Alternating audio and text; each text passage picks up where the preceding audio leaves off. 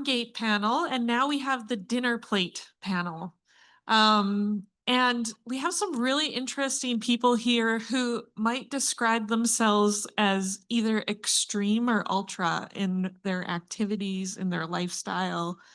And I just want to tell a little story that, um, we all come to this from a very different place and all have something to learn from each other. And we were doing our prep Zoom call with this panel, and it was at lunchtime. And Mark, I don't know if you even know this happened, but Mark said something to the effect of like, we can't fuel our bodies with bologna. And I was literally eating a bologna sandwich. So no judgment here. I'm your bologna girl. So Mark, we'll start with you. You've been competing in strongman competitions and kind of going for this like extra body strength. What got you into this? Well, I really started lifting seriously in my early 20s. And that was really just like most people or a lot of people in their early 20s. I was dealing with anxiety and depression. And for me, lifting was one of the few things that had a really big effect on that. So I just kind of kept it up and kept it going. And it just seemed like every time I stopped for 5 days or a week or something, I just feel this staleness or something almost. And for me, it became almost like I think of it like exercise, and it doesn't need to be strongman, but it could be running, cycling, whatever. It's almost like if you're baking bread, you can have all the ingredients together, and it looks nothing like bread until you put it in the oven. And for me, exercise is the oven. It's the catalyst for everything, right? Um, and so I just kept it up over the years. And so after um, quite a while, I guess about 2018, 2019, I got looking around and I found I knew of Strongman. I'd seen World's Strongest Man on TV and stuff, right? And I saw that there was competition in Winnipeg, so I signed up for it and I showed up and did all right. I was kind of mid-pack in my weight class, and I just met all these people that were weirdo, awesome, supportive people, and I was like, "Oh, this is my crowd." And so I've just every year tried to keep progressing a little bit. I'm not really someone to go halfway on things, so I kind of dove in. And as things moved along on the ranch, um, lifting lifting was that constant in my life that I always could feel like I was making progress somewhere. Like, cattle ranching, you're so vulnerable to weather. You're so vulnerable to markets. Like you got all these parts of your life. You can do everything right and still get screwed. And like lifting is this one thing that like 100 pounds, 100 pounds. And I can go into that gym and make progress every week. Maybe it's not on everything. Maybe it's just on one lift, but I can make progress. And there's something about that for your mental state that you just always feel like you're moving forward.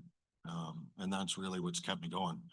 And so, I've kind of been able to go from middling weight class competitor to now kind of top 10 at Manitoba Strongest Man, and hopefully push that to podium eventually or get brutally injured, one of the two.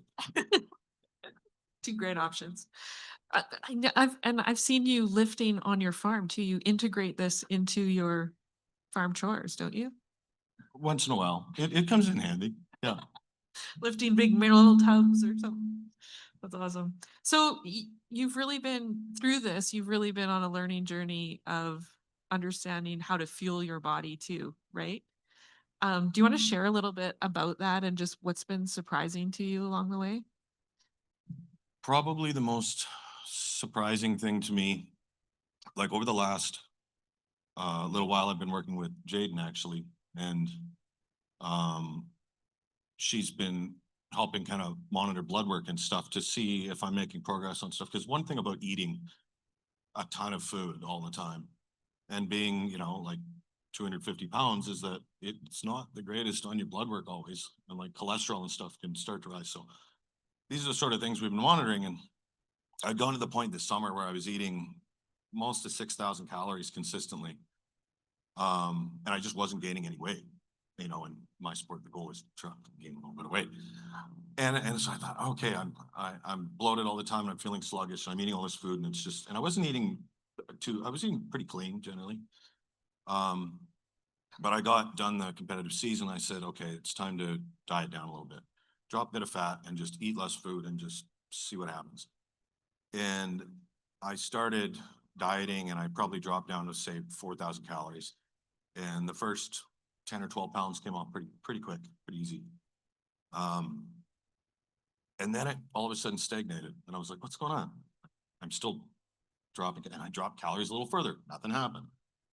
And I was eating really clean. I was eating, you know, a lot of protein, a lot of fiber, um, all whole foods. The only processed food I had, you know, it wasn't bologna, but it was cheese whiz. So if you eat like, no judging, if you eat like 6 or 8 eggs every single day, you gotta have a little cheese whiz in there to get them down. So that was my one, like, ultimate, but otherwise it was really clean. And I realized what was happening is that my gut was fixing itself. And I was starting to take in all this nutrition that I wasn't before. And so I was suddenly able to maintain, and actually I felt like I was actually gaining muscle and losing fat well on a deficit, which normally doesn't make any sense. But my body had gotten healthy enough that I was suddenly making way more out of less. And so I, you know, to lose I ended up dropping about 22 pounds total, and I had to really work for the last 10 because I had to cut calories really low. But now it's meant that going back to normalcy, I've upped that food. And I'm still keeping it really clean, but I'm nowhere near the calories that I was before. And I think it's just all those whole foods, all that good food, kind of healed my gut up, and it just put me in a different state. I've, you know, got the blood work as well to show that things have kind of improved across the board. So. It's not working. Oh, you were like eating eight eggs a day and reducing your cholesterol? Yeah, it was it's probably not Jayden's favorite thing to promote, but it was kind of working. I probably could have reduced my cholesterol and it was faster without 8 eggs, but it was still going down. So. Wow, that's amazing. It reminds me of the slide that Kim put up that shows the soil aggregates. You know, how you're building soil aggregates and you're making space for water, and then more aggregates come in and you can sequester more. Like, it's just, you know, healing the gut is just more complicated than we think it is. You know, it's just not an in and out kind of thing. Thanks so much for sharing. Over to you, Blue. Yeah, I know we're challenging you because we're mic hopping back and forth, but you're doing a great job, Dean. Thank you. So it's really fascinating what you're talking about is this transformation and learning journey of you know, learning about food and how your body responds to it. And I know that we all have differences in how food, you know, reacts or responds in, you know, in our body. So I want to turn over to Stuart here. Different kind of extreme, a different extra, if you will. So you've been doing going for more and more distance as an ultra marathon runner. So I don't know, is everyone familiar what ultra marathon running is? So just think of yeah, there's one person in the back who knows. Okay. So I'm going to let him describe it, but I'm going to describe it for you. That's where the crazy people live. Just saying. Just kidding. He runs a race called the Crazy Mountain. Anyway, so you've got different goals for your body than Mark does. I'm wondering if you see your journey the same or different. Can you describe some things that are common and some things that are differences? The main common one is we both eat a lot. But yeah, I'm in a very different sport. I run ultra marathons, so sounds like that's not something very common in the room. There are long distance running events. Most of the races I run are 100 miles or beyond. My next race is in 4 weeks in northern Thailand. It's 100 miles, about 28,000 feet of vertical climbing. So that'd be doing base camp to Mount Everest top, up and down twice, over 100 miles. So I don't lift heavy things, but I try and run really, really far. So fueling for that sport, I think there's some fundamental differences and very like probably a lot of nuanced scientific differences, but a lot of the same principles. Hearing Mark talk about seeing food as fuel, that's really been a massive mindset change for me, is especially if I refer to how I want to feed myself, or is it a diet I follow? A diet to me is no longer losing weight or getting smaller. It's more fueling myself. It's not to be less or be smaller. It's to go after more and do more. So I mean, there's so much importance of food in terms of social connection. Its importance to us in our culture.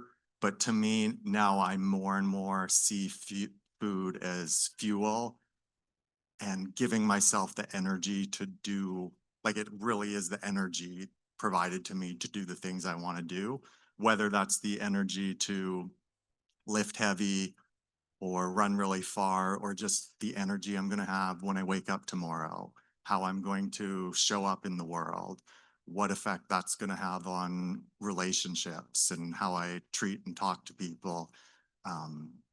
Food is the fuel for all of that. And I know that can be a bit hippy dippy, woo woo, crazy, but the longer I run, the more I believe that. And maybe that's because I'm getting crazier, but food is the fundamental base of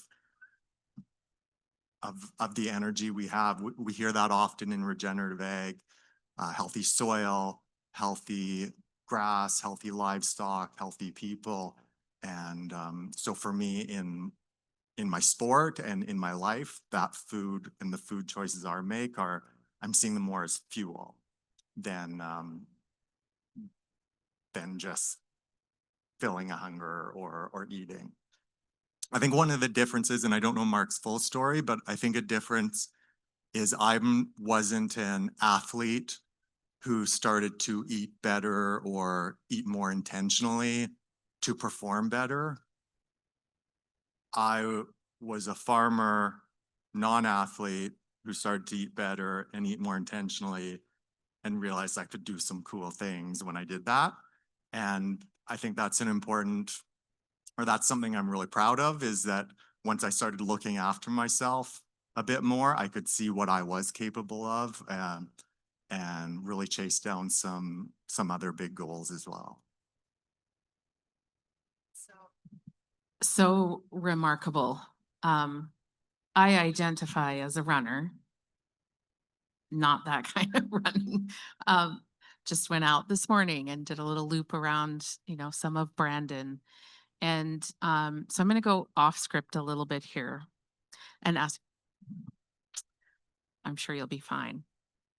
So what I experienced this morning when I got up, and it was a little chilly, it wasn't too cold, but it was a little chilly. And I walked outside and, took a breath of that really crisp, cold air. And all of a sudden neurons started firing, and I kind of warmed up a little bit and started running down this lovely bike path that Brandon has, and walking path, and then made my way down to like the railroad tracks and kind of came out. So like, I don't know, 2 or 3 miles, but within the 2 or 3 miles, I had more clarity about my presence here. I had more clear thoughts and about my purpose and how things were going to lay out. So my question is around your training and understanding that your body could do more when you were fueling it. What kind of clarity do you get in your sport before you go too far and start hallucinating about, mountains being like water and whatever happens to you? But I'm wondering, does it bring a sense? 40 or clarity at mile 80? Those are different things. But just your experience while running. Like, I think not too many people would understand, and nor do they want to. So that's not it. But can you describe what happens when you push yourself to that extreme? I don't know if I can describe it, because it really isn't something I experience anywhere else in my life. And I mean, you talked about your why when you introduced yourself, and in the ultra running world, we talk about that a lot, is know your why, because when you're at mile 70 and you're throwing up on the side of a trail and your body is wanting to shut down, you have to know your why to keep going. Like we'll be running through the night. In some of the longer races, I did a 300-mile race through Arizona this spring, and hallucinations, and it got crazy. So, but yeah, running for me, before it became a sport and pushing myself to that limit, it really was just an escape, a way to process thoughts, therapy for me. I run with what I call my bag of C's, and in my bag of C's, it's like one of that, if you've played Scrabble, that drawstring bag where you can draw out the tiles, except all my tiles are the letter C, and I can reach in and look back on lessons in confidence, in courage, if I need some community to draw on, if I need to know about my consistent training that I've done, just believe in my capability. I've got a whole bag of C's in there that I can draw on when I'm running. So that's one of the tools, and that's some of the clarity that's running has given me. Yeah. I see some sort of analogy about rough seas, like at mile 80, those seas get a little rough. um, so I imagine then that experience is not all that different for some of our producers out there who may be calving in February because they have seeding later on. So they're trying to get that done, or at least used to calve in February. And it's minus 40 and snowing and wind is blowing and there's a dead calf and, things are not going well, as you described, Mark. It can be a similar experience that you need to get in touch with your why. Why am I doing this? It might be a point of the same type of, desperation or seeking clarity. So I actually think you might have a lot of people who can relate to being pushed to the brink, self-induced or not. Usually people choose it, cattle ranching or seeding.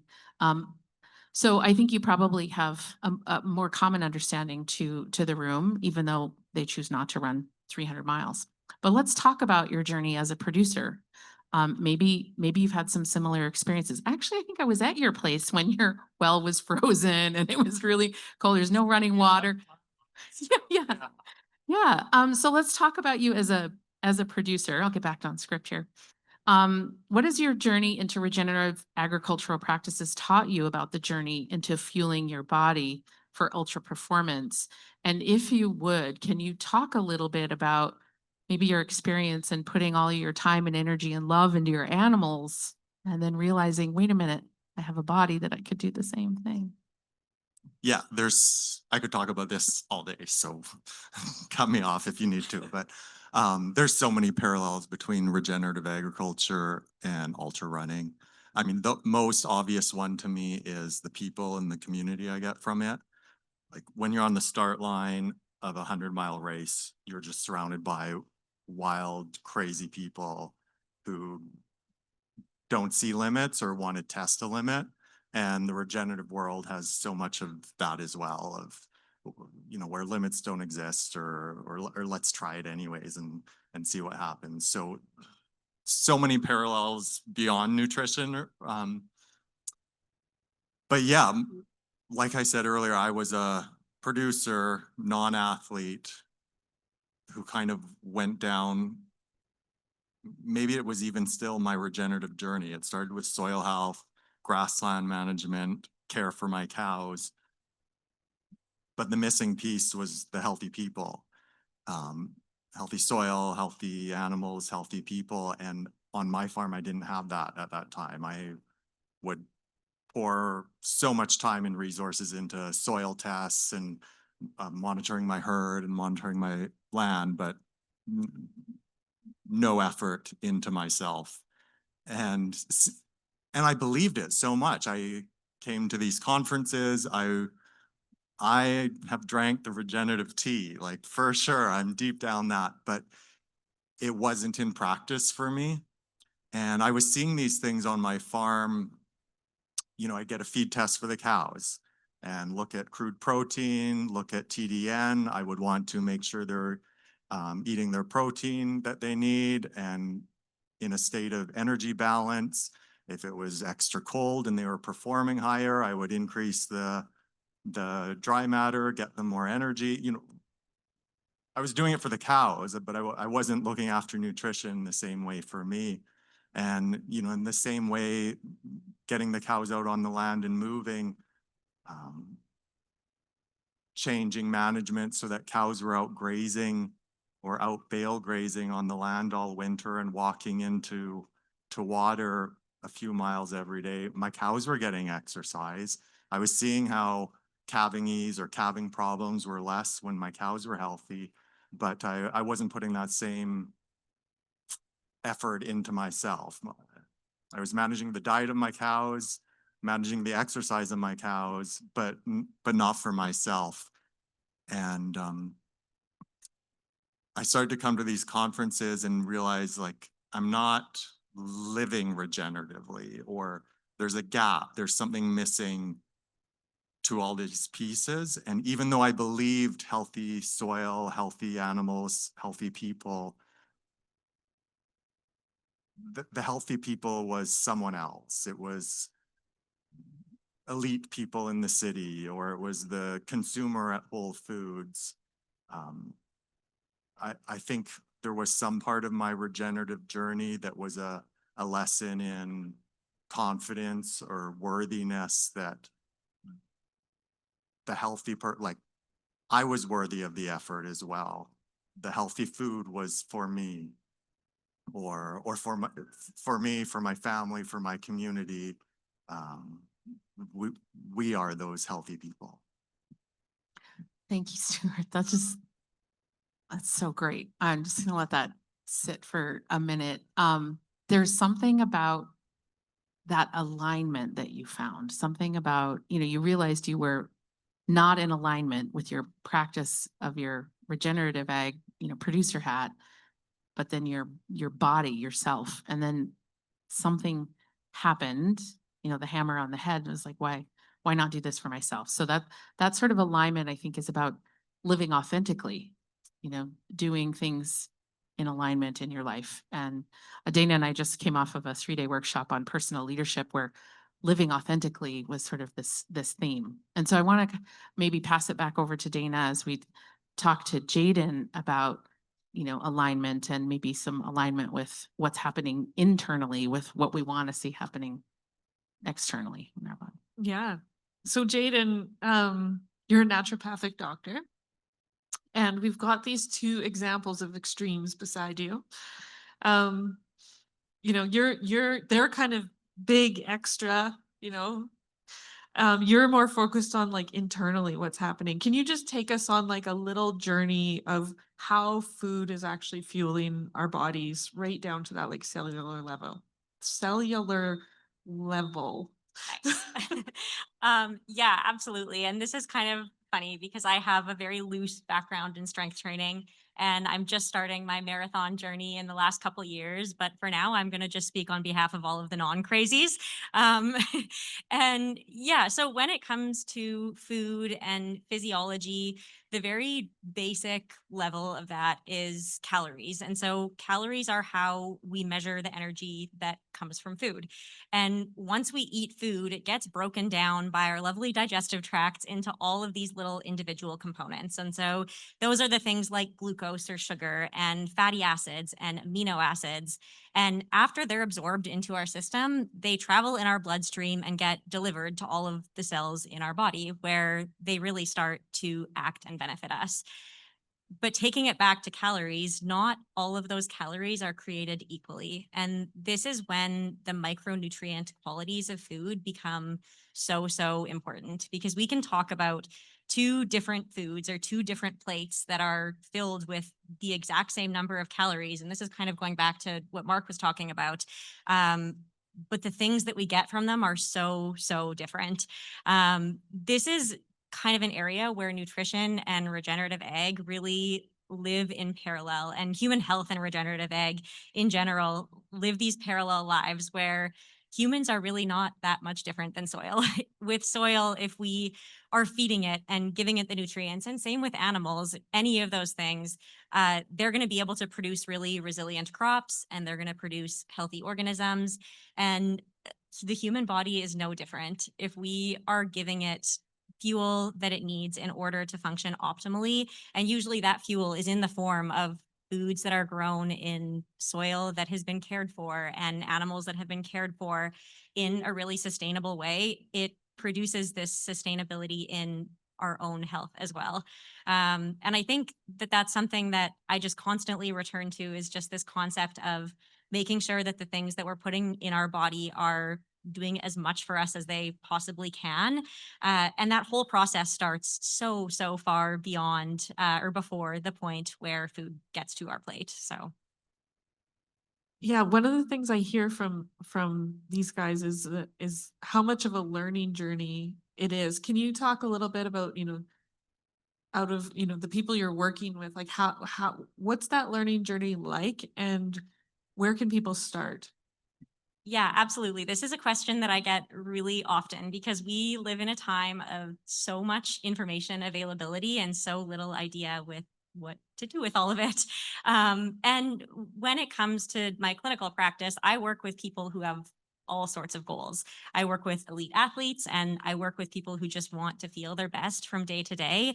And the concept is really the same with all of them, and learning plays such a foundational role in that. I was actually having a conversation with my partner on the way here about how it's really, really difficult for people to go forward with the what if they don't have a really clear understanding of the why. And so I loved when Blue said, it seems to be a theme of today.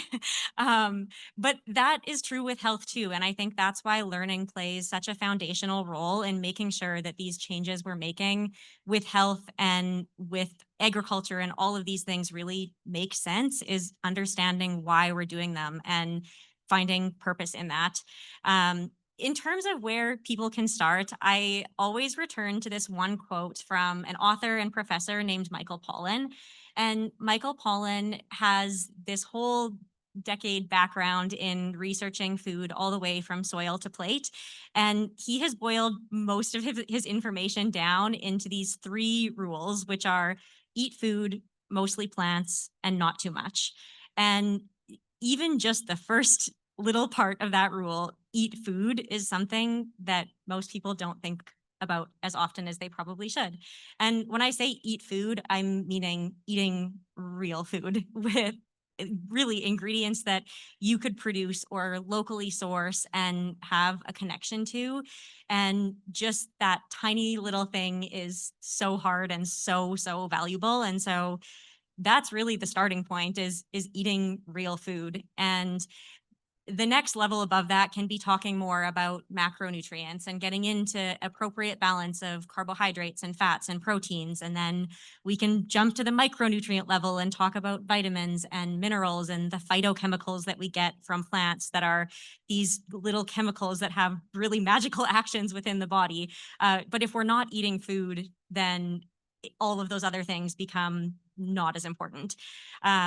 And even beyond that is when we can start talking about things like fueling for specific purposes, whether that's extreme strength, whether it is extreme distance.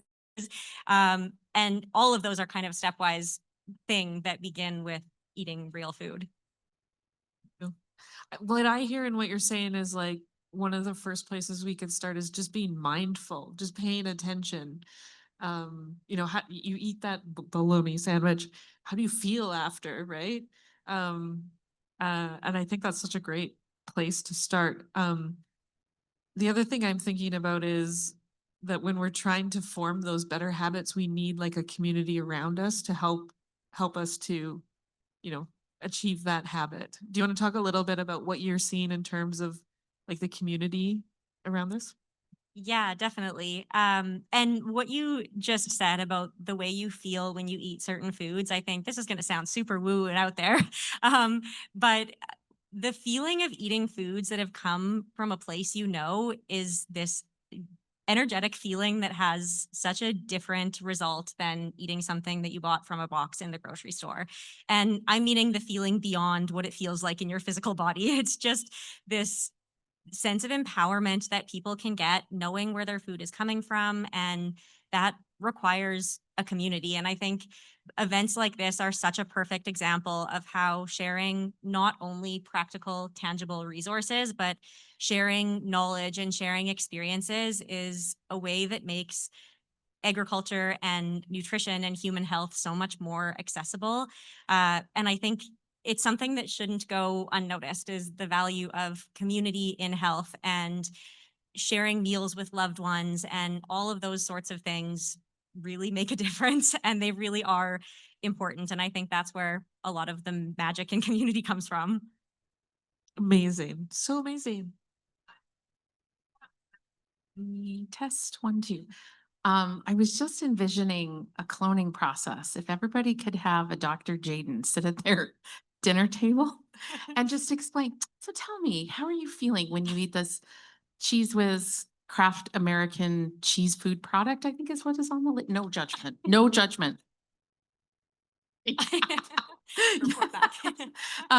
No, I'm thinking about how we could have this little voice in our head that just kind of reminds us, and maybe that's the community that we create is the little voice that says, you can do this. You can, let's just be mindful and try something. I really enjoying this panel. I don't want it to go away. We have just a few minutes. So there was a couple things that sparked some thought, like the neurons were firing. It's like I'm running right now. You mentioned that not all calories are equal. Let that sink in for just a minute. Not all calories are equal. When we look at farm and ranch economics, one of the things that we run our own operation on is that not every dollar is equal. And when we emphasize priorities in our operation, we begin to say that if I spend $1 over here, it makes the weakest link stronger. And when I think about those two parallels, I think it might be actually motivation for me as I'm thinking about the things that I put into my food. Dana and I were chatting about how we do all this stuff on our farms and ranches and then come in and eat cheesies. That, putting $1 and an emphasis of a weak link that makes your enterprise even stronger, putting the calories or the energy into our body that actually help address the thing that we want. And that focus on food and energy is such a beautiful thing. That was so great. And then the other thing that it made me think about is, or that I thought about was this community of practice. And, Dana and I have just experienced this workshop with the Lincoln Land Institute.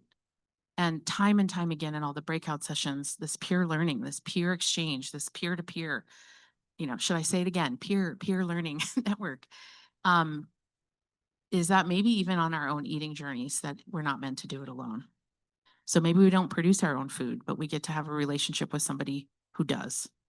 And the awareness and feeling around what happens when you eat something that somebody has made on your behalf is maybe a community of practice on a whole different level. So without getting too woo-woo and hippy-dippy for you, how's that?